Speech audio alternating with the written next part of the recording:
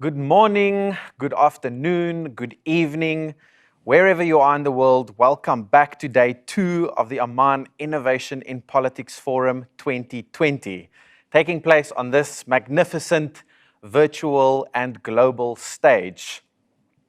If you've just joined us now for the first time today, I'm Clinton de Prier. I'm your host for these 2 days, and we've been having some amazing conversations. So if you didn't tune in yesterday, I'm going to be honest and say you've missed a couple of great insights. But don't worry, you can, of course, watch the full recordings on YouTube or on Facebook via the FNF MENA accounts. Speaking of social media, we are going to continue this conversation of innovation in politics today on all social media accounts. So you can join in the conversation by using the hashtag #InnovatingPolitics, whether that's on Twitter, on Facebook, or even on Instagram. If you want to see a little bit of a backstage look for what's happening behind the scenes and what it takes to put together an event like this, if you're thinking about doing the same thing, then please do give us a follow on Instagram, on FNF MENA, and we'll be sharing some interesting behind-the-scenes stories for you there. So we're going to dive right in and move to Chapter 4 of the Innovation Forum this weekend. And the topic right from the start today is going to be on artificial intelligence, geopolitics, and information integrity in the MENA region. And for this, I'm joined by my moderator, Mr. Bachar El Halabi, who is a geopolitical analyst at Clipperdata NYC.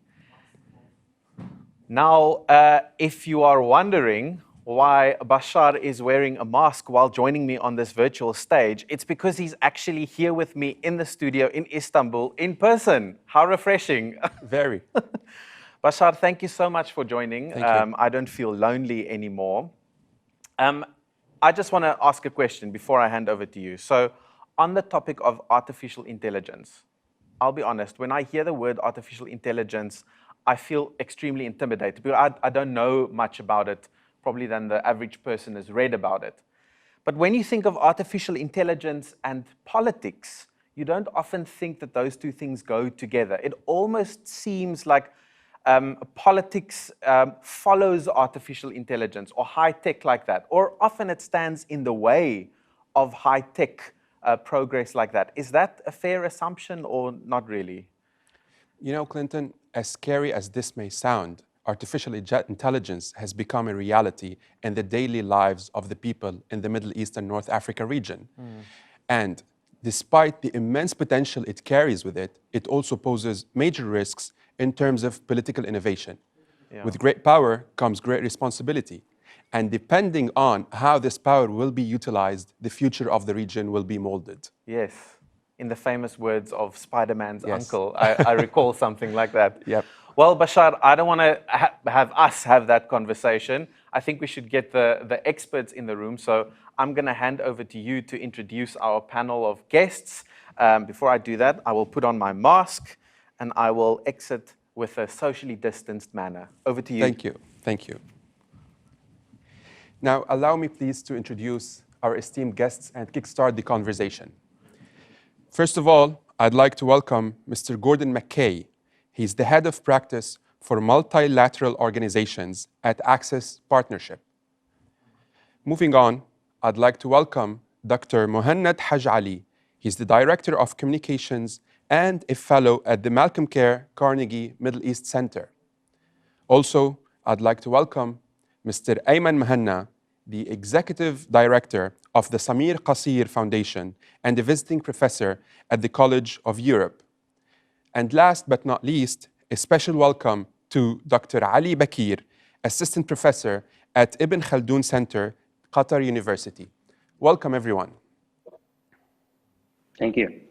Good morning. Good morning. Mr. Mackay, I'd like to start with you, please. Can you give us a roundup or an overview on the artificial intelligence situation in the Middle East and North Africa region? Well, I mean, what's interesting about the Middle East region is that I think it's been incredibly responsive to the uptake of AI.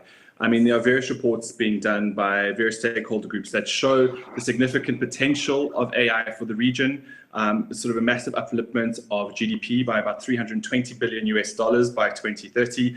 And the region has also been, recommended or commended for significant early uptake in a number of key sectors. So I think the Middle East is actually leading in some instances on AI uptake, which I think is fantastic, considering that in most developing contexts globally, countries are playing catch up. They don't really understand the technology. Policymakers don't really know how the technology works. Just like Clinton, right before you said, they hear AI, they get scared. And in this case, most policymakers should be getting scared because they don't really understand it. At present, globally, there are about 36 to 50 countries that are kind of working into or developing an AI strategy. These AI strategies are very diverse, very different. The cultural context of each of these strategies it means that there seems to be quite a great divergence in what countries are focusing on. But I'm pleased to say within the MENA region, you see very specific attempts to sort of adopt AI in terms of the UAE, Egypt, Saudi, the GCC4. All of these early adopters will see significant economic benefits to their economies ahead of 2030. Another question, please, allow me. How will that shape the lives of the youth in the region? This is always an incredibly complicated question, I think, because how economic benefits flow to the populace also largely depends on governance structures. And this is an incredibly complicated region across the world around governance issues and how the benefits of industries will partake. There should be a net zero positive for the youth, as there's a significant requirement that these countries start addressing youth unemployment, youth poverty, youth opportunities. It is a very young region. Policymakers are going to have to start addressing the ambitions of the young if they're wanting to stay in power and keep society stable. So I think there's significant potential to boost overall youth participation in the economy through AI initiatives. As you know, young people have a better response to new technologies, taking up new technologies. They're much better at it than we are, or even our parents. So they're well positioned within the economy to be responsive to changes that really do drive AI. So I think it's positive.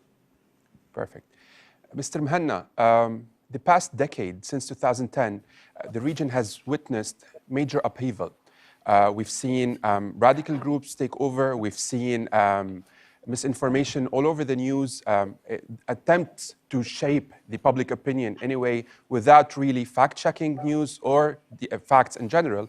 And we've also seen a conflict started due to misinformation in the region. Can you please give us also an idea about where we're heading in terms of information integrity?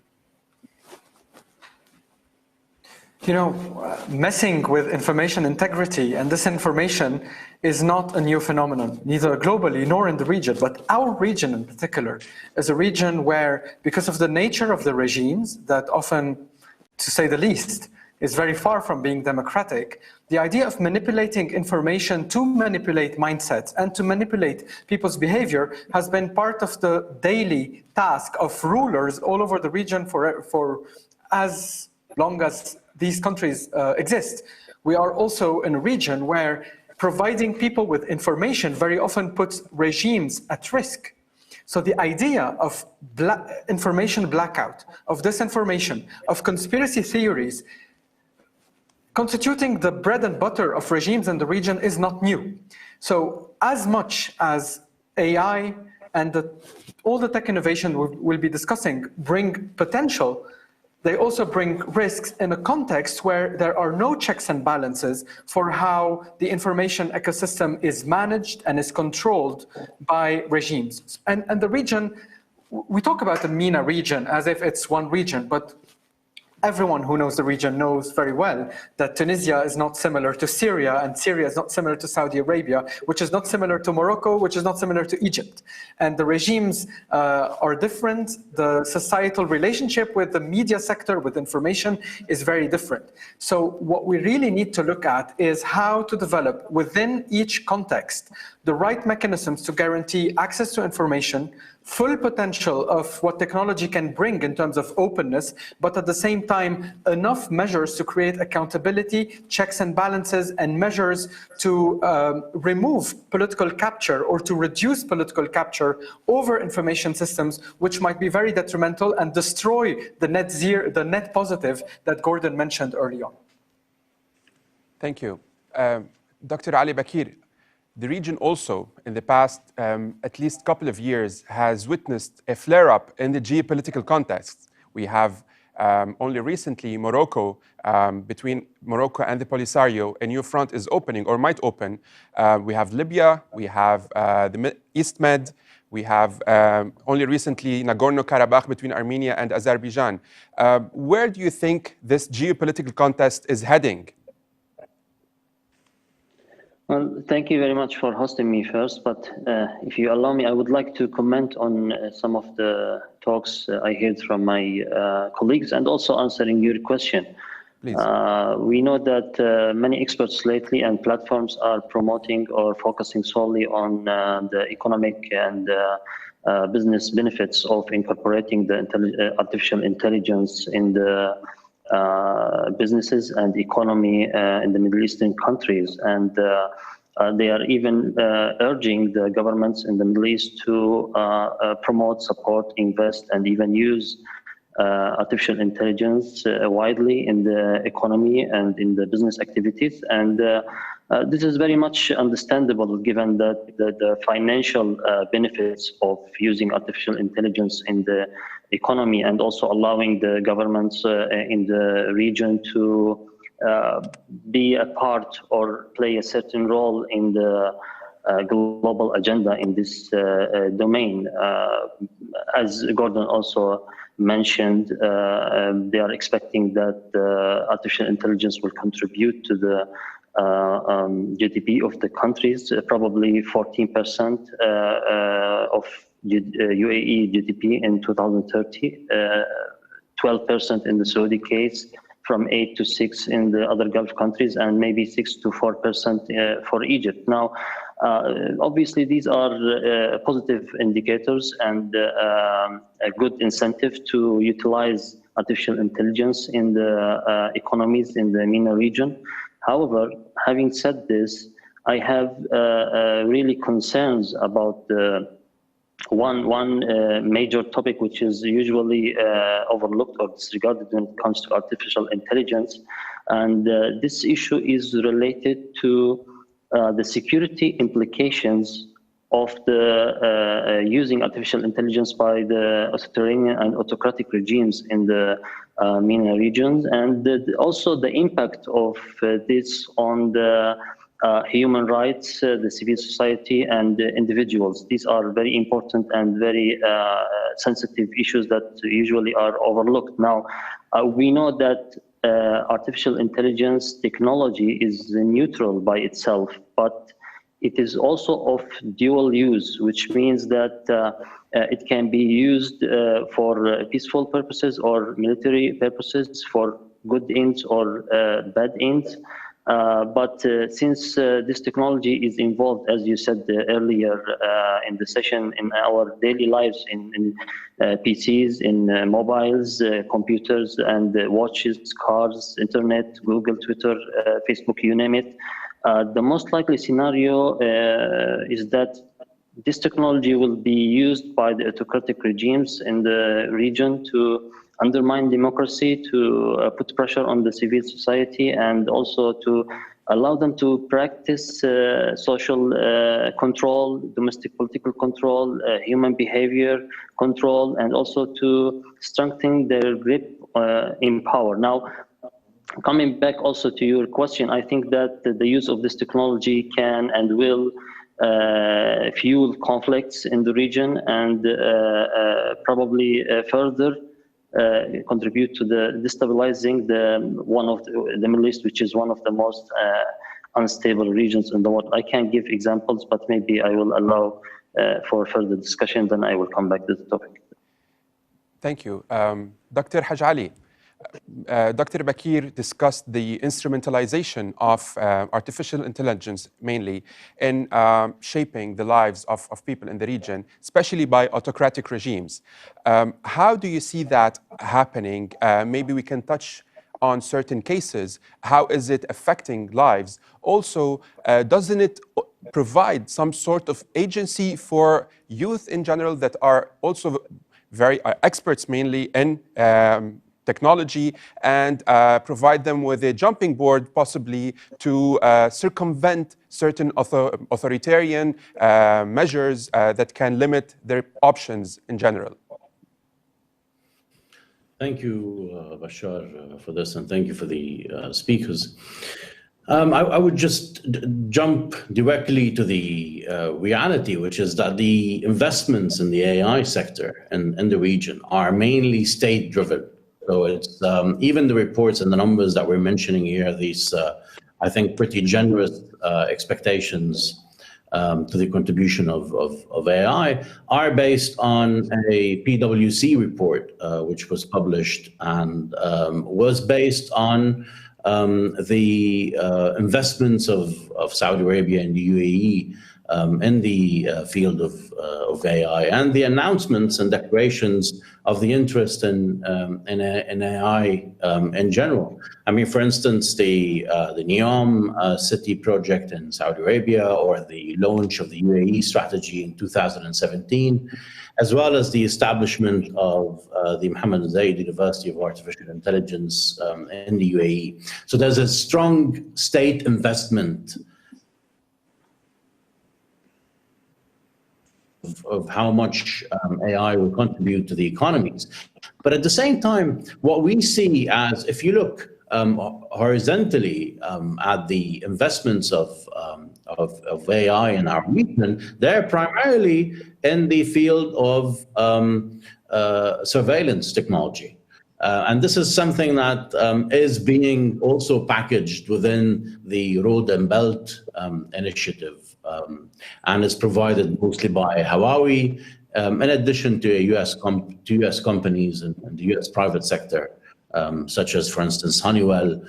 So these investments are happening everywhere. I mean, in Saudi Arabia and the UAE, of course, you have these strategies, and they're investing in the in AI technology across the board, from education to other sectors.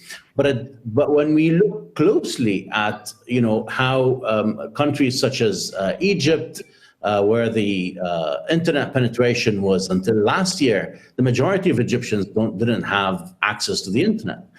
I mean, we're looking at huge problems here, and more structural issues. And the state is more interested in investing in AI technology and surveillance, basically the tag and track technologies that China is leading the way in. So and also looking at places, such as Sudan, where the internet penetration is 30%, the government has been interested in the Chinese technology of tag and track. So I think when we look 15 years from now or 10 years from now at the AI investments in the region, they will be mostly surveillance technology. And we're talking about a region in which the income and GDP per capita is regressing in most states. As you mentioned, there are conflicts, there are major issues, and also for the first time in a couple of decades, we're seeing a large Arab political diaspora. Egypt, for instance, is losing much of its youth and much of its innovation. So just to sum it up in a couple of things, I think, when looking at AI investments, we're looking at two trends. One, it's not private sector driven. It's mostly state driven investments in this field, and it's not really opening up spaces for the private sector to innovate. And two, we're looking at a huge investment in surveillance technology, which will push hard, against any civil society spaces and close even further the little spaces that we've seen open up after 2011 onwards. So I think it just doesn't look like a great, bright AI future for the region. It just doesn't look like that. And on the contrary, I have worries about one, the ability to push back against these new technologies in civil society, given all the government repression trends that we're seeing, and two, there's little investment in widening the internet penetration or closing the internet or digital gap in the region. We're looking at two different regions these days. In Saudi Arabia and UAE, where the internet penetration is 93% and 98% respectively, and the rest of the region where we have half of the populations left out of the map.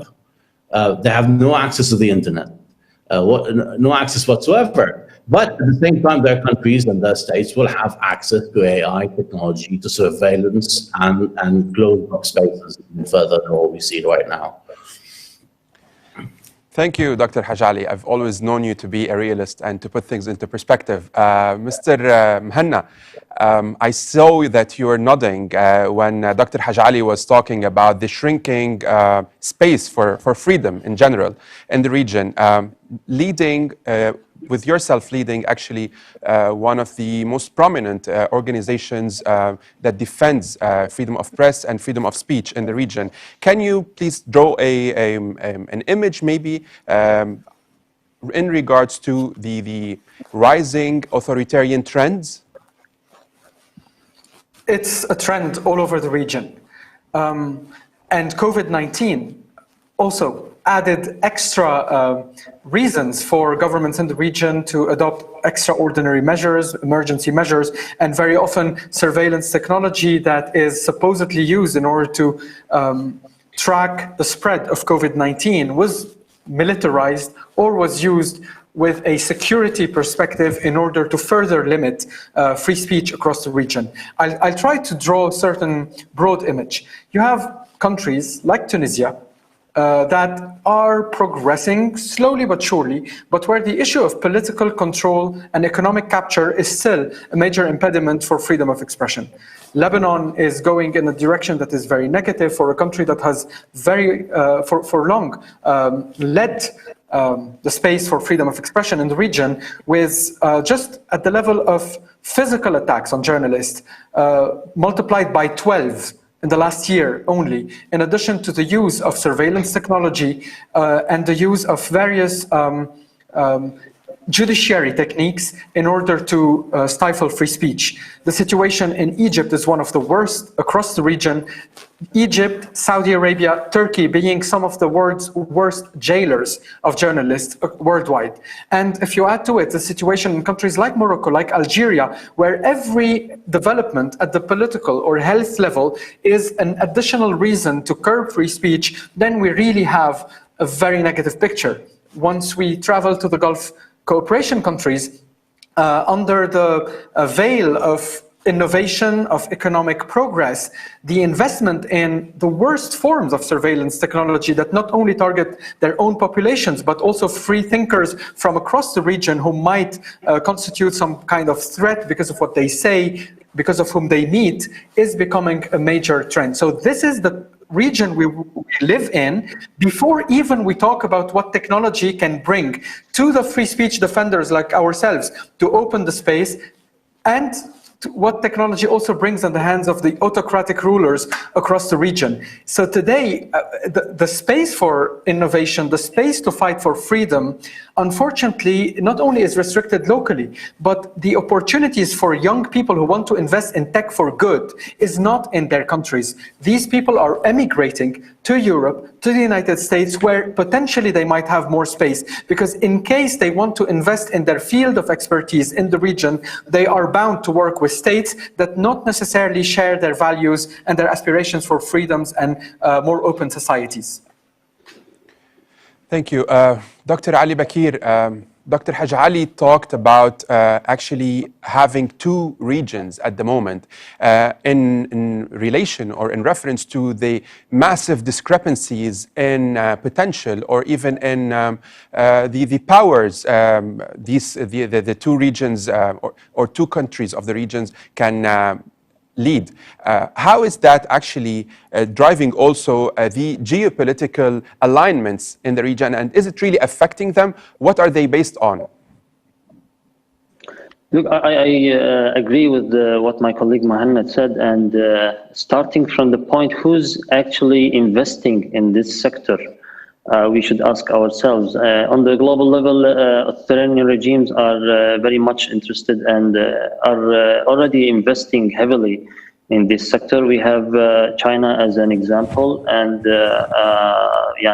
China actually did show us what our future will be when it mass monitored its citizens during the pandemic times. Tens of millions of people were monitored with all their indicators and sensors directly uploaded to the government's monitoring systems.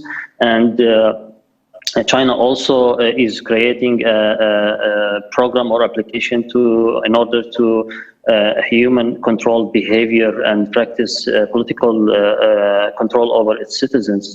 Russia is another example where the Russians are increasingly admitting the importance of this artificial intelligence sector. And the President Putin, I think he openly admitted that or stated that whoever controls the artificial intelligence will rule the world in the future. So coming to the regional level, we have countries such as UAE, Saudi Arabia, Israel are the main players in the artificial intelligence technology right now. Some of them are already technology producers, such as Israel, and the others are mainly either investors or technology consumers, such as UAE and Saudi Arabia.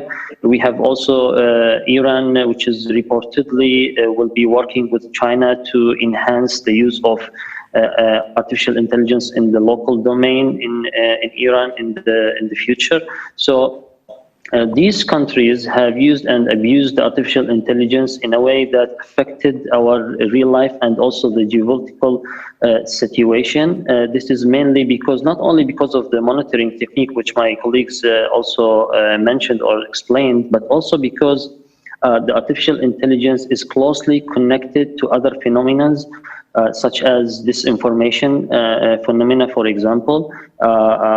This disinformation phenomena has roots, of course, in the Russian propaganda that aims to achieve political goals. The term itself was coined during the Soviet Union era, and it was essential part of the KGB doctrine. So, in this sense, the artificial intelligence can be used to create information, misinformation, or even manipulate the already existing information in the public sphere in a way that aims to influence the perception of people and also to influence their judgment. And this goes also to decision makers' role, actually, not only in the region but outside the region.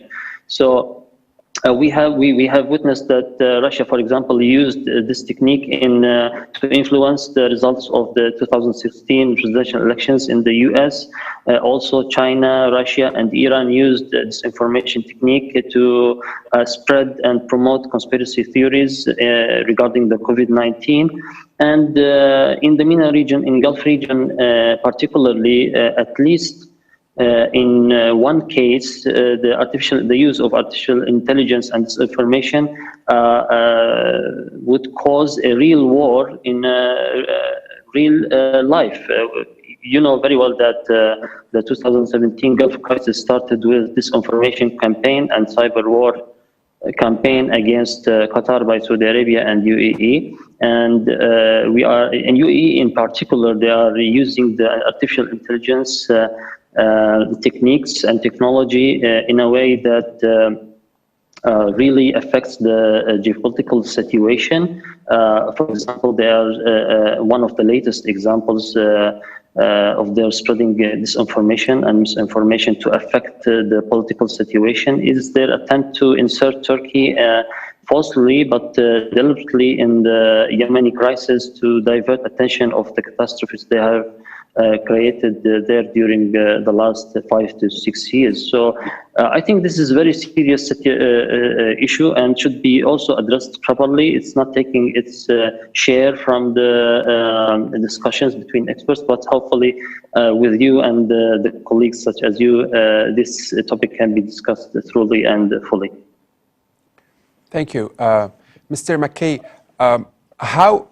first of all, we can see that there's a huge discrepancy between different parts of the region. However, we see, or it has been addressed that mainly Russia, Iran, and China have meddled using artificial intelligence and misinformation in the region. However, did the West as well, or what constitutes the Western hemisphere, I'm talking about the European countries or the United States mainly, also engage in certain actions or empowered certain possibly personnel, regimes, etc., in their quest for this regional hegemony in this geopolitical contest?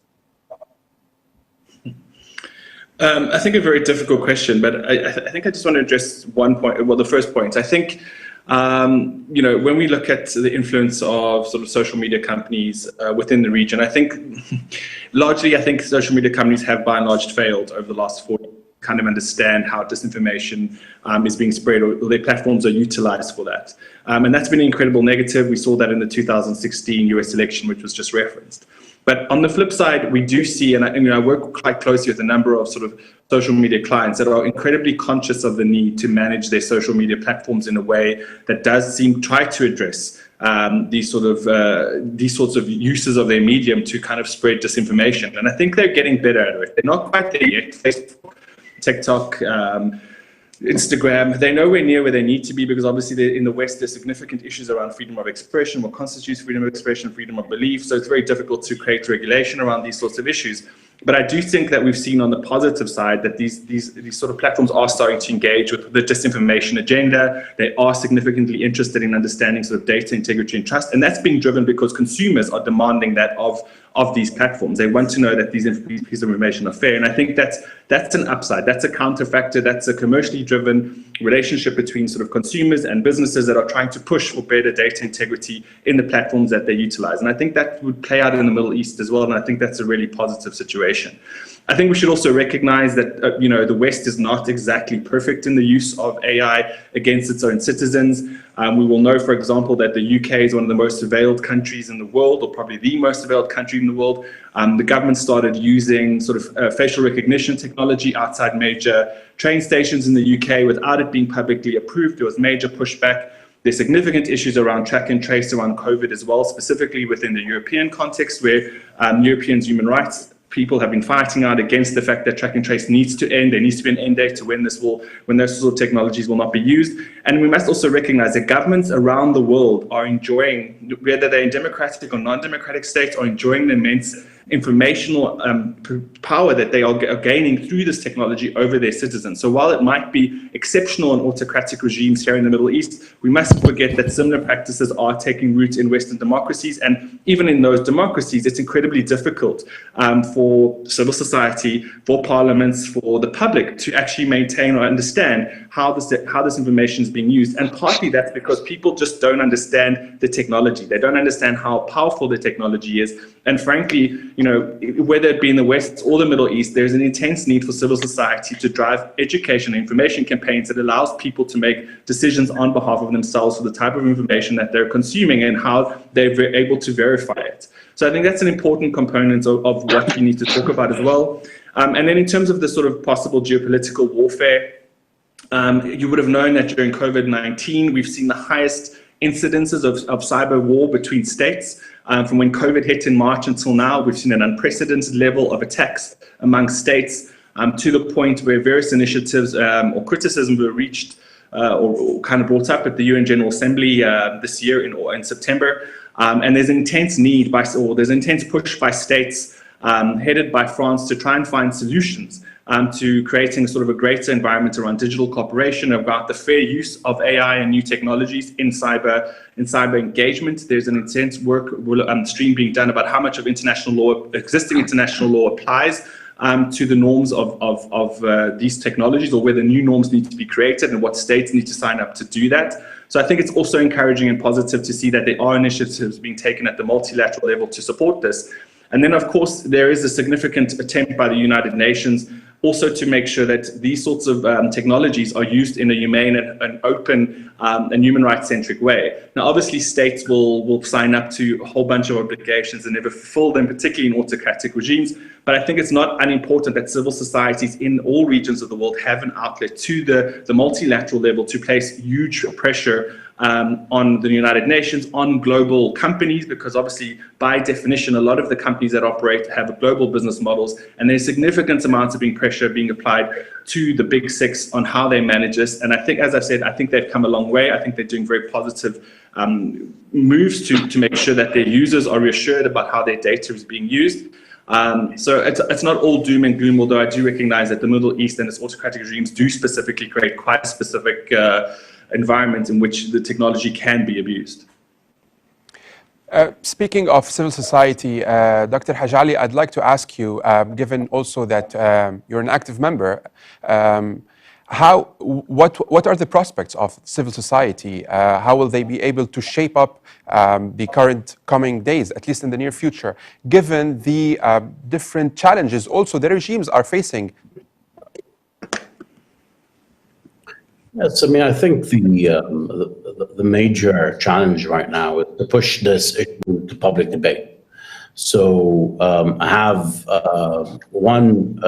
clear transparency, demand clear transparency from the government to what it's doing. For instance, in Lebanon, we've had quite a drive of new surveillance technology, cameras being installed everywhere in the past 2 years. So the question is, we need to ask about what are these, what do these technologies entail, and what is the role of the judiciary in this new technology? That's on one hand. On the other hand, I think the most significant push is to say, this surveillance technology and the collection of data on citizens, the facial recognition data, and whether the iris technology that we're seeing being deployed in different contexts, is that we need to see what is being done with these databases and how they're used, and how artificial intelligence would be useful in analyzing these large data sets. So I think these are important, and also looking at the different interior ministries in the region and how they're sharing information. I mean, you have to remember that while the Arab League is mostly dead, Arab interior ministers do communicate with each other. They enjoy good relationships. Level in that sense. So there's a communication and there's sharing of intelligence among these different countries in the region, and I think we would have a kind of a symbiosis of all of these large data sets and trying to apply all of these really quickly. Like, for instance, I'll give you an example. There were a number of wanted Egyptian, some of them are fugitives and some of them are basically dissidents in Lebanon, which were quickly found, and many of them were provided to Egypt. And so I think these two issues are always important. We need to push them out in the public debates. I mean, this is one thing we can do as civil society activists and also shapers of public debate to a certain extent. We need to push these out in the open and have an honest discussion about it, and try to bring some awareness in the public about how significant and how these developments might impact the daily lives of people in the region. Mr. Mhanna, we see that, as Dr. Hage Ali referred to, a huge synergy, let's say, between the different autocratic regimes in the region that are instrumentalizing artificial intelligence. However, speaking of civil society actors, Is there any kind of cooperation between them? Are there any resistance techniques that they might interchange among each other, or expertise? Do they have any kind of strategy or plans to actually also instrumentalize the technology at hand in face of the regimes? All positive forms of cooperation are still, unfortunately, at an embryonic level. At least conversation about that has already started. If I take Lebanon as a small example, the Coalition for Freedom of Expression that was announced in July not only is talking about the daily violations that the government is responsible for in Lebanon, but we're also having conversations, and very soon there will be a big event with social media exchange, SMEX, Bread and Net. Bread and Net and SMEX are connected with many other people working on in the field of digital rights across the region.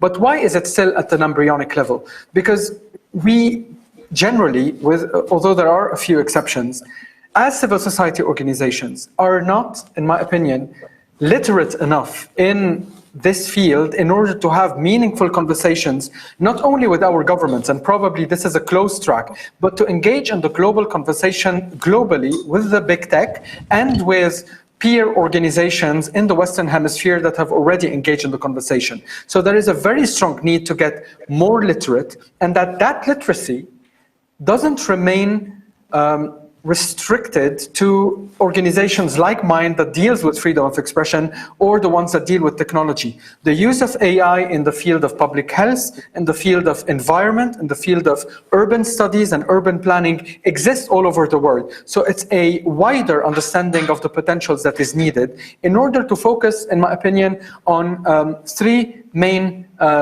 fields. The first one is open data and open government. Most government in the region, as Gordon mentioned, signed declarations and actually also commitments related to open government, open data, including the Sustainable Development Goal 1610 in particular, related to access to information. So if we put enough pressure on that field, we might have access to some of the data that governments have and others have, which can train us in tech for good and AI for good. The second major track I would mention would be strategic litigation. Laws in the region are still far behind, and we're not expecting legislators to understand the field and define laws in general. However, there will be, and very soon, litigation issues related to the use of AI by public or private sector. We need the lawyers and the judiciary to understand what it means. And using judiciary in order to get some legal precedents and rulings that might actually put us on a relatively more positive track. And the third element is related to misinformation, is how to make sure that organizations across the region dealing with freedom of expression and media engage with one initiative in particular, which is the Journalism Trust Initiative that Reporters Without Borders, specifically the German chapter, has championed all over the world, which is how to guarantee that media organizations and information providers adhere to some standards of quality information, of trustworthy information, which can be integrated in the algorithms of search engines, of Facebook, etc., which can actually balance the fight with misinformation, not with boosting or more manipulation, but just by increasing the visibility of quality information. There are so many other things to do, but if we focus on these three things first, in my opinion, more focus on open data and access to information, more focus on integrating smart people within the judiciary in the conversation, and third, the Journalism Trust Initiative, in conversation with the big techs, we might be moving closer to the positives that we started the session listing. Speaking of that, Dr. Mackay, from your personal experience, how possible it is to actually reverse this trend of doom and gloom in the region? I think the region is going to have an uphill battle, but I do feel confident that having seen what's sort of happening across multiple jurisdictions around the world, particularly in Western jurisdictions. There's been a significant pushback by civil society, by individuals. The whole phenomenon of techlash, I think, has been a very healthy demonstration that individuals and civil society have a meaningful role and ability to push back on the use of technology in negative ways. And I think it's a really positive thing. I think it's a positive thing for the entire ecosystem. And what we are seeing from a commercial perspective is a high level of responsiveness by tech companies who are critically aware of the need to maintain a relationship between them and their users around being able to seen as integrous, being fair. These are basic requirements of we as citizens that we have of the services that we use. And I think largely commercial entities, are moving in the right direction. They're making the right noises. They're looking at creating, while the model is still very much based on self-regulation, there's increasing engagement between, for example, the big six and governments around how they can find regulatory models that will support open, transparent governance structures, the open and fair use of these technologies. And I think that as that happens increasingly around the world, more and more pressure will be placed on the Middle East governments to do the same thing. Also, I'd like to point out that in many cases in the Middle East, yes, there is a huge investment in surveillance, but there are also investments in non-surveillance sort of technology forms. And companies that are engaging with the Middle East bring in part some of the open values in some regard to the work that they do. And so I'd like to say that, the kind of technology introduction into the region will shape the technology, but they'll also be shaped by the providers of the technology. There's a mutual exchange there, and we shouldn't underestimate the power of that mutual exchange, because companies do bring certain values that they have with their shareholders and investors, and they do bring that into the environment in which they operate. And I think that's one of the positive instruments that can be leveraged as well. I don't think, as an outsider to the region, I don't think it's all doom and gloom. We know this region is incredibly resilient, it's incredibly youthful, I think there are a lot of things that stand against a more open and transparent governments in these regions. But I'm always kind of look at what I think are positive investments in what can change and shift the environment. And I still believe that technology will be one of the opening factors, one of the factors that will drive more openness in the region, because I don't think autocrats can fully control it. I come from a developing country. Our government is usually incompetent and autocratic, and technology gives us the ability to hold them to account. It gives us an ability to communicate. It gives us the ability to drive civil society actions. And I think this is something that is hugely significant. Dr. Bakir, we've seen that regional hegemony, to a certain extent, has been tied by certain actors through two main tenets of their policy. First of all, their wealth, in addition to their acquisition of high tech in general. Why isn't that the case for other, for example, wealthy nations? For example, why isn't Qatar on the same track as the UAE and Saudi Arabia? What's different? Well, of course, this is a very critical issue, but for Qatar, the priorities are different than those of, for example, let's say the Emiratis or the Saudis. And this goes back at least to the beginning of the Arab revolutions, if you want to say, and where each of those two camps had his own priorities. And obviously, the Qataris were pretty much okay with the social and political change in the region, and they wanted to be part of it, and they wanted even possibly to lead. But on the other hand, we had like a very conservative and autocratic states. Like actually, there are those who can say that a police system state like in UAE and Saudi Arabia, they thought that this kind of change would definitely influence them negatively and lead apparently and ultimately to the change in the regime itself. So this was like a ultimate threat to them, and this perception also applies to when it comes to using technology and using artificial intelligence, also technology. Like Qatar is now pretty much investing in developing its infrastructure and preparing to hosting a World Cup, and they invested a lot of money and a lot of technology in this regard. But the priorities for the Saudis and the Emiratis were totally different. For the Saudis, for example, we have seen how they abuse technology, artificial intelligence in a very bad way to follow opposition figures living in US, in Canada, in Turkey, and even murdering some of them like Khashoggi. And on the other case, also the Emiratis have abused this technology in a very bad way to fuel the regional conflicts and also to advance their interest in a way that would protect the regime itself rather than to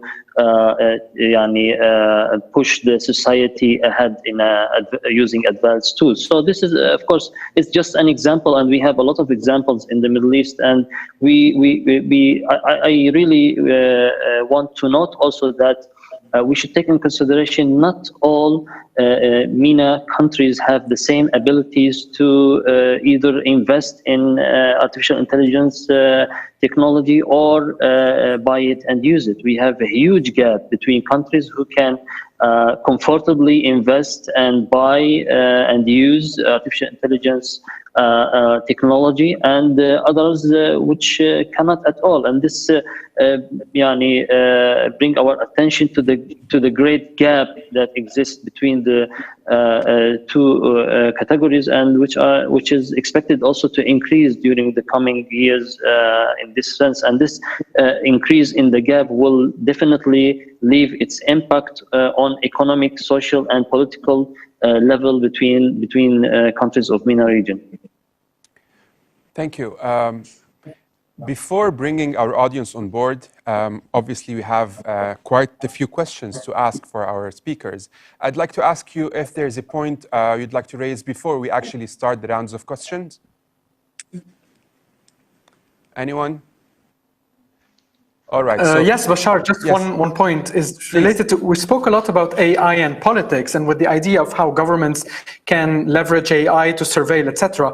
What is broadly missing, not from, I mean, I know that it's related to time, is AI and policies. Please.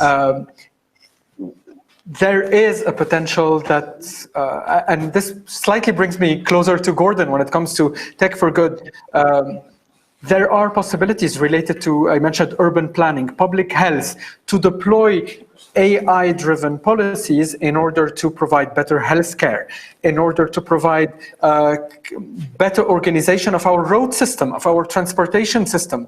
And this is where, for example, the private sector is trying to invest. Yes, the private sector doesn't have the data sets that the larger governments or wealthier governments have, but these are areas where there are some breakthroughs from very talented people in the region. And I think that for countries like Lebanon, if the situation were more stable, but even countries like Tunisia, countries like Jordan, starting there in order to improve circulation in Amman, in order to improve how, the distribution of drugs and medication across Tunisia, these are elements where real progress can be made in a foreseeable future. And at the same time, involving people from the private sector, from civil society in monitoring how it happens can provide us with enough tools, exercises to get better at more complex things. So let's not completely forget these trends, try to invest in them in order to create some positive examples and not remain stuck to the very negative and worrying surveillance trends that we very rightfully outlined, but we cannot say that they are the full picture. Maybe they're 80%, but let's not lose sight of the 20% positive trends that might happen at the policy level. Thank you. I can assure you that you're going to win a lot of fans having mentioned circulation in Amman and real policies for that in Jordan. Anyways, let us start with the questions. Sorry, yes? Yes, I just want to stress one point if I can now. Please, be my guest. Yeah, I don't disagree with my friends, and it's definitely important to stress on these points. But also, we should bear in mind always that artificial intelligence technology is neutral by itself. But the problem is that it's mainly related to who's investing and who's using this technology. And unfortunately for now, of course, there is a space for the private sector. And I think that the private sector should take the lead in this sense for the obvious benefits that my friends cited earlier. But unfortunately, the leaders in the investment in this sector are the governments themselves, and the main users of the artificial intelligence technology are also the governments. And living in one of the most unstable regions in the world, and having witnessed many wars and crises, and trying to crack down on the civil society and to strengthen the autocratic regime's powers, I'm really skeptical about the future. Although I would like to be optimistic, and I definitely agree with the prospects of and the implications of using artificial intelligence technology in sectors like health, like agriculture sector and industries. I totally agree. But also, we should not forget that for now, at least, the autocratic regimes are the ones that are mainly benefiting from this technology in this particular part of the world. Dr. Hage Ali, you're back with us, right? Can you hear me? Dr. Hage Ali? Okay. Then I'll proceed with the first question to Mr. Mackay. It's the natural stupidity of internet and electricity provision in Lebanon that is prevailing right now and probably preventing Mohanad Hage Ali from joining. Absolutely, and unfortunately. And this is the gap I have talked about between some countries. We are seeing it right now. Yes, that's an Exhibit A for all our audience. Mr. Mackay, a question for you. Can we expect a technological pushback where certain types of technology will be banned? And is a ban like that even possible to put in place? An interesting question. And one issue, please, I'd like to point. For example, there's also a ban or a censorship that these technologically advanced mega companies are imposing on probably powerful people in the world. And we've seen it, for example, with the US president or the exiting US president during the elections. Yes, if he ever decides to leave. Talking about democracy, an interesting one to keep an eye on. And autocrats, we should broaden our definition of what an autocrat is. I think in terms of making certain technologies illegal, I'm a former policymaker, and I can tell you that the understanding of digital in the broadest sense of the word is poorly understood by policymakers. So what we are seeing as an interesting trend is that multilateral organizations like the United Nations are asserting themselves very heavily on digital policy. The United Nations is trying to become the foremost platform in which states discuss digital regulation, because as you know, digital regulation by and large happens in a decentralized manner. It's kind of under what we call a multi-stakeholder model, where government is only one element of the regulatory model. There's sort of a civil society, the sort of business sector, and that has worked as an internet regulatory model for the last 15 years. And there's an attempt by states to assert their bigger role for themselves within this multi-stakeholder model, to push for more multilateralism as opposed to more multi-stakeholderism. And I think what's important is that we, as countries, as individuals, that we make sure that the multi-stakeholder model retains its influence over internet governance, because it involves a massive amount of civil society and kind of civil society influence over sort of any regulatory models that will potentially regulate these sorts of organizations going forward. That said, I don't think we will see a massive amount of banning or making these things illegitimate. I think technology companies, by and large, are ahead of the game. They're playing a huge education game with regulators, and regulators are playing catch up. Even in countries like in Europe, where policymakers perhaps have a better understanding of these issues, there's still a significant gap between what is happening in terms of how these platforms and the potential negatives of these platforms are playing out in society in real time, and how regulations are playing catch up. So for the foreseeable future, I wouldn't say there will be a clampdown, but I do think that post-COVID we'll see a resurgence of sort of a more tech-lash model. People are worried about track and trace wherever they are in the world. In the country that I come from, in South Africa, the government has taken huge liberty around using that data. They plan to continue using that data, and it will be interesting to see, for example, whether that is a technology form that tech companies will be willing to prevent governments from using how they use that data. And I know, working on the commercial side of this, that this does create a lot of discomfort for tech companies who, by and large, have principles and values that aspire or support openness. And it will become interesting to see in that specific element how they respond to it. But like I'm saying, hugely saying that these platforms are making huge progress, and I think it's positive on the net effect, and it's moving in the right direction. Thank you. Dr. Hage Ali, can you hear me? Yes. Perfect. Yes, I can hear you very well. I have a Sorry question. about that. No. As Ayman said, it's the electricity and internet, structural issues in Lebanon.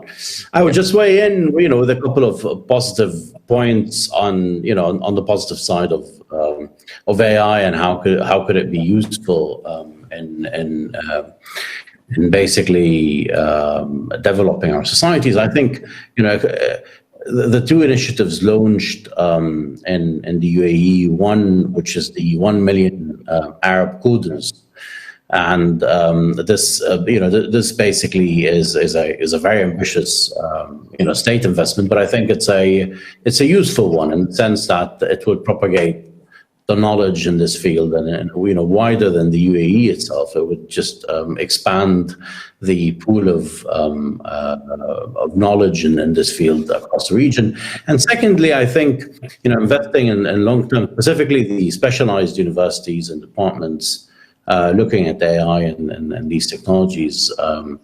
Generally speaking, I think this is useful, and will my hope, going back to what Gordon said about these companies in the private sector having this culture of openness and pushing forward that, this is something that is very interesting, because the private sector in Lebanon, and not in Lebanon, but across the region as well, is very political, in the sense that there's strong state control of the private sector, and there's also so many links between the state and the private sector.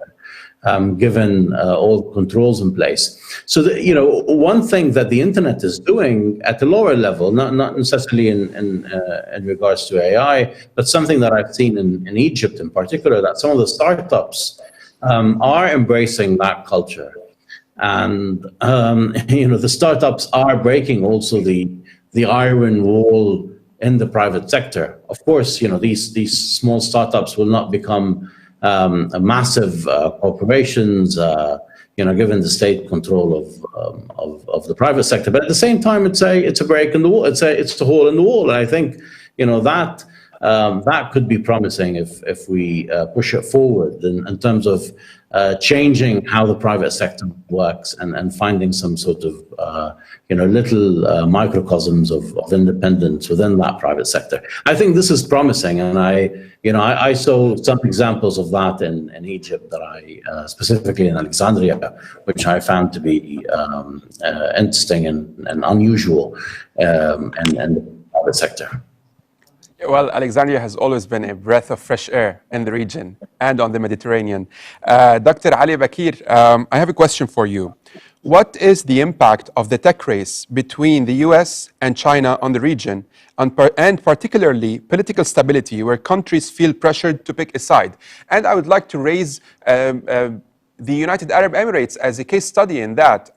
We see that recently they've normalized ties with the United States' top ally in the region. At the same time, the UAE is actually top 2 trade partners in the region with China. How are they striking this balance, and do countries of the region have to pick sides moving forward? Well, this is a very critical question. I think that the competition between US and China on this level is huge, and more and more governments around the world are really worried about China's ability to use and abuse artificial intelligence technology in military domains other than the economic and political domains. So this is a very sensitive issue, and they think that there is no way currently to stop the Chinese progress in this domain. We have seen that Trump has tried to put massive pressure on China in order to slow down its progress in the technology around the world, and also put pressure on the U.S. allies in Europe, in Turkey, and elsewhere to try not to use Chinese technology on this level. But obviously, yes, the UAE example is a very controversial one, because I have not heard of real pressure that have been put from the United States on UAE to push it to choose sides. Probably, maybe the US thinks that despite its potential, but the UAE is still a very small market comparing to other markets of the world, and it might not constitute any challenge or threat in this regard. But I think that as long as the problem between US and China exists, and now the relations between the two of them are at the lowest point since Nixon, I think that this trend might continue in the future with different intensity, and the US will be willing to put more pressure on its allies, and eventually it will come to the Gulf region also. Now, the Emiratis have been trying during the last couple of years to diversify their relations with the great powers. They open channels with Russia, with China, with India, and they are trying to probably make a balance. But we all know very well that Gulf countries are mainly dependent when it comes to security and technology on the US, and they cannot just simply abandon this and rely on other states. So I think that the pressure will come sooner or later on the US allies to choose, especially in sensitive matters and arenas such as the artificial intelligence technology. But we will see how this will evolve eventually, and which trend might take in the coming period, especially now that we are posing ourselves to witness a kind of a change with Biden's administration, if Trump was willing to step aside and facilitate the transition to the new president. Thank you. Mr. Mhanna, that's a question for you. Given that you don't only champion freedoms in the region, but you also have an experience to a certain extent in the democratization process. A question around the, so what is the impact of technology like deep fakes on elections when it feels like you can't even trust your own eyes on social media anymore when you see a video? Look, people were very, very scared of deep fakes for elections. Of course, it's a real problem, but I think the problem with disinformation and elections goes beyond specific types of technology like deepfake. It is the entire ecosystem of misinformation, of manipulation. I'm not a proponent of addressing deepfake. I'm a proponent of actually a very robust strategy towards safeguarding information ecosystems, and deepfake is one of them. So this is where we need to all move forward in a concerted direction. We need to engage with the big tech platforms in a very important political conversation about their moral, societal, and political responsibility. I'm not talking here about people in a Senate or in a Congress grilling Zuckerberg or Bezos or everyone else on what specific type of technology. I'm talking about the same type of conversation that was held with the car industry about seatbelts. I'm talking about the same type of societal conversation that is needed that was had with electronics. Manufacturers about the safety of their electric wiring to prevent fires. Yes, I'm trying here to give a very tangible example, but let's not wait for the first death in order to realize that disinformation kills. There is a very important societal conversation to be held, and we in the Middle East and North Africa cannot leave this conversation only to our Western partners and colleagues. This is why it's a comprehensive strategy for media, information, and digital literacy that is required at the level of all political players in order to have this conversation and discuss together win-win solutions that are the only way out of the problems we're all encountering.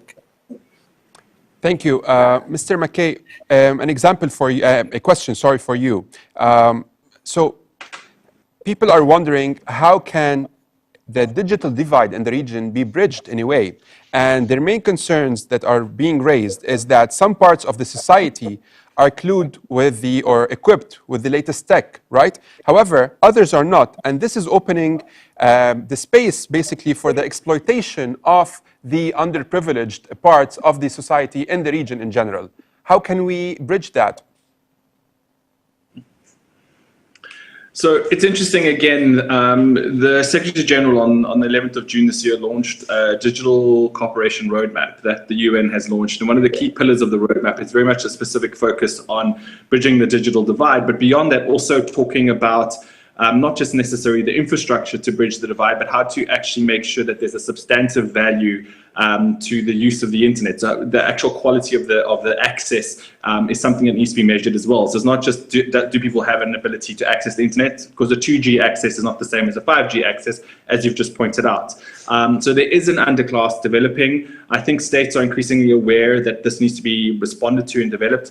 And what's interesting is there's a strong corporate response from companies like Facebook. I mean, people think of Facebook as a social media platform. It's also one of the most significant investors in connectivity of digital mediums around the world. So they're actually creating the infrastructure necessary in parts of Africa. I'm not sure about the sort of exact portfolio within the Middle East, but companies themselves are seeing this divide. They're seeing a need to address this divide because they want to be linked to consumers at every single level. And again, I think this is a positive around sort of the economic mechanism or the market mechanism where companies themselves are finding the solution. They've identified a problem. There's a significant number of people who are just not significantly connected to the net. They want to reach those people. They want to be able to access them.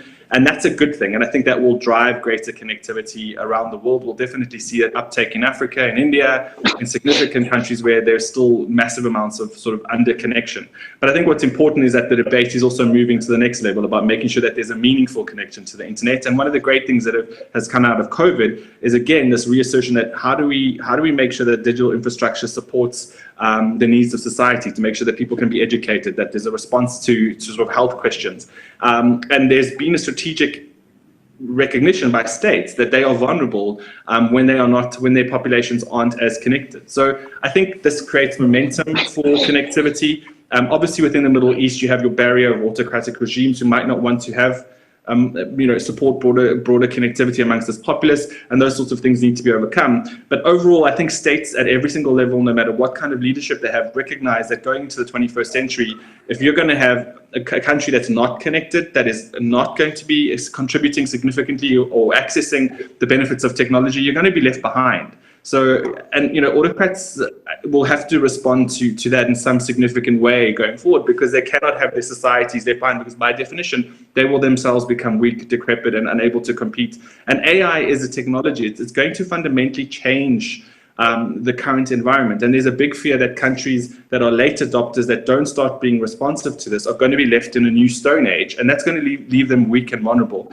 And even autocratic governments don't want to see that happen to themselves. Thank you for touching on that. And I'll move to Dr. Hage Ali to ask this specific question. And I feel that this question is actually coming from Lebanon. So they're asking, how can we expect politicians to introduce regulations to the tech industry when they themselves broadly don't even know how the tech works?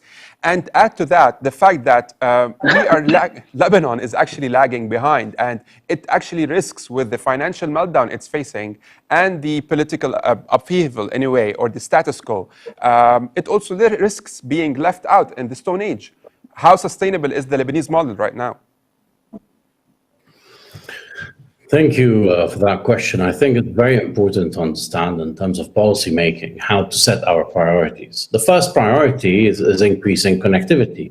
I mean, if you have half of your population left out of the connectivity, basically like in Egypt, you have about 40+% still out of the how they have no access to the internet.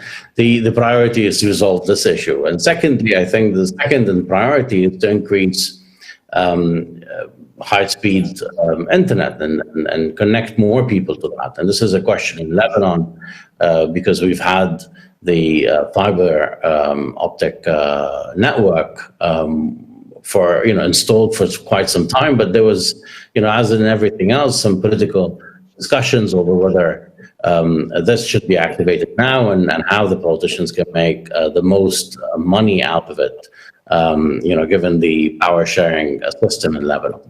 And the increasing the level of connectivity will have political implications. That's the big concern by these governments. But in reality, if governance is so bad, there will be political implications anyways. And this is something that we are seeing quite a lot in Lebanon and other places.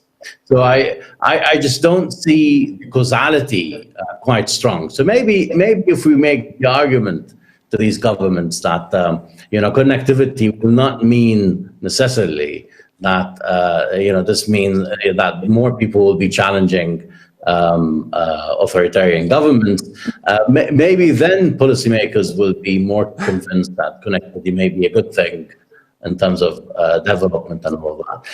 But in terms of looking at the set of priorities, it's quite a concern that some are jumping on the AI bandwagon, specifically the AI surveillance technology, and half of their population is out of they have no connectivity at all. That says a lot. I think that says volumes at how governments operate and how they set policies in that sense. But just one last piece of information on this in terms of policy making is that there was a study last year which found that governments with high military spending tend to invest more in AI surveillance in the region. And if you look at the GDPs and how these priorities are set, there are quite a lot of military spending states with very low internet penetration levels, such as Sudan and Egypt. And Sudan, I think, is about 30% the internet penetration, which means about 70% of the population has no internet connectivity. But at the same time, they are interested in investing in AI surveillance technology and acquiring that with the help of China, of course, given the Belt and Road Initiative. So the big question is, how do we set our priorities, and why are we seeing this AI investment so early, given that we still have these two big blocks: one, internet connection for the population, and two, increasing the speed to certain levels. Because even if you have internet connection, and it's not really good enough for you to stream videos or basically reliable internet, how can you operate a startup, for instance? And that's a question which has been asked for Egypt, which has made some advances in that regard, specifically in urban areas. So I think priorities are important, and definitely the underlying big questions are political. Thank you. So I received this question that asked about the utilization of AI against actually autocratic governments to expand democracy and freedom, but we're not going to answer that. I'll wrap up the session with Mr. Mhanna, possibly to give us an idea, the audience, on the possibility of protecting ourselves in this day and age. How can we do that? I go back to maybe the key word that I wanted to repeat today: literacy. And today, like Stone Age is not having access to real, fast, good quality internet, being illiterate means not being aware of how our life online shapes up decision-making, shapes up our own behavior and the behaviors of others. And it's a key word. Unfortunately, it is very often used as a just buzzword. Everybody talks about media information literacy, but nobody is really giving it the real means to be deployed. In 2019, $159 billion were invested in overseas development aid. $159 billion. What has gone to media and information literacy is not even 0.5% of that amount. Wow. And everybody speaks about media and information literacy as the way to fight terrorism, as the way to fight disinformation. So let's put the money where it should be put, and let's think of ways at every level, at the level of civil society, at the level of education systems, where issues related to digital hygiene, to understanding of digital rights would be at the very core of what people learn and how people learn it together. Very soon in Lebanon, we're releasing our report on what Lebanese people know about their digital rights. This is also a conversation we've had with multiple segments of the population, and we hope to conduct the same type of study across the Middle East and North Africa, because only through data we will be able to know how to focus our policy making, how to focus our policy initiative. So this is what we need: real understanding of the situation on the ground and real investment in media, information, and digital literacy. Thank you, Ayman, and I trust your intentions in positively using data in general. Thank you, everyone. You'll be watching us. Thank you for all the speakers for your time, and thank you for our audience who listened to this panel. Also, I'd like to thank FNF MENA for the effort in putting this forum together, this highly insightful forum, much needed by especially the youth of the region. And I would like to thank especially the organizers who have put so much effort into making this happen. Thank you so much and have a lovely Sunday. Thank you. Thank you. So before you go, Bachar, Yes. Firstly, thank you to you also for leading such a great. I can take this off. There we go, and then you can hear me clearly. Please. I think there was an immensely insightful discussion, particularly for someone like me who, I mean, that's not my realm of expertise, right? So it was fascinating to also hear the questions from the audience, the kind of bread and butter things that people worry about. Is my data safe? How can I protect myself? How can we expand freedom by using these things that seem very high, convoluted, and up and out there? And I know that through the company where you are at Clipperdata, you actually make use of algorithms and high-level tech to help sustainable shipping, for example. And I thought that might actually be a very good thing. If you can tell us a little bit about what is some of the work that you do and how you use the tech to your advantage to help sustainability in the region. So at Clipperdata, what we basically do is monitor the flow of crude and other commodities around the world, first of all, to ensure the safety, in addition to track trends, economic mainly trends, trade trends between different countries. And surprisingly, this brought to my attention that no matter what you hear on the news, or whether through disinformation campaigns, you have trade ties and economic ties between many countries that seems to be in a rivalry. So this helps a lot. It also helps the fact that you maintain to a certain extent the safety of the thousands or possibly more, hundreds of thousands of vessels roaming the world, which actually ensure the livelihood of people all around the region, from wheat to soybeans to crude and what have you. That's fascinating. I mean, it also a good example of that. It makes it for me a little bit more tangible to understand how technology and algorithms and what all these things, how it can be used to actually achieve something sustainable. I'm sure it also adds to stability in the region if people know that trade takes place. And I think it also helps us make sense a little bit more of the noise that we also hear from the news. Or filter it out, actually. Yeah, and filter it out. That's exactly it. There's such a disjuncture between what we see on a daily basis in the news and social media and what we are bombarded with, the threats there. It's almost reassuring in a way to know that data and that technology is also being used in a very progressive and stabilizing way. Through the work that you do. One last thing, I really hope that, especially in this region, youth focus mostly on utilizing this data as well to champion the cause of climate change.